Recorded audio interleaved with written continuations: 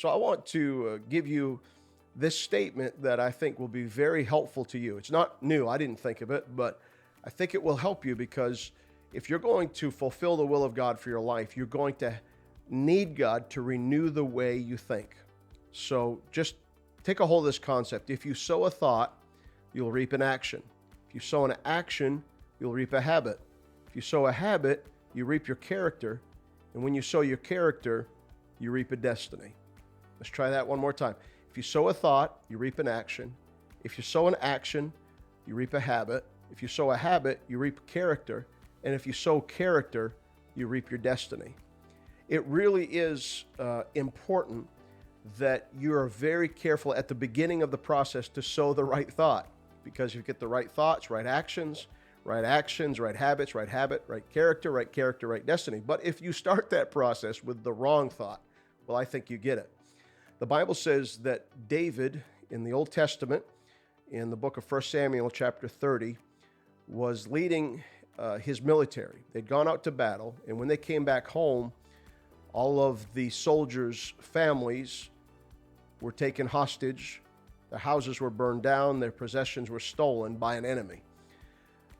Soldiers became very discouraged, turned on David, and David felt very alone. And David, at that moment, could have quit. But apparently, he sowed a thought and began that process. For the Bible says in 1 Samuel 30, verse 6, "But David found his strength in the Lord by encouraging himself." I think it's important that you start a discipline of a thought life that is encouraging. You will sometimes have voices from people around you, and you'll have things that happen around you that encourage you. But there will be times that you may not hear those voices or see those victories. Then you really value this concept of the ability to have a renewed mind that you encourage yourself. And maybe right now you're facing a setback, a challenge, a difficulty.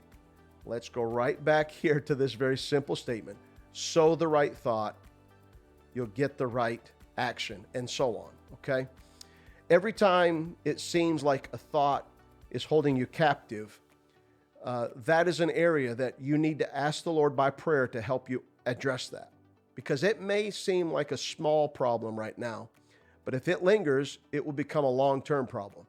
But it's not hard. All you got to do is get yourself into the Bible. All you got to do is get yourself in prayer. Get yourself around people of faith and knock that wall of negative thinking down. And it's going to be easier not only to think clearly, but to hear the voice of God so that you can fulfill your purpose.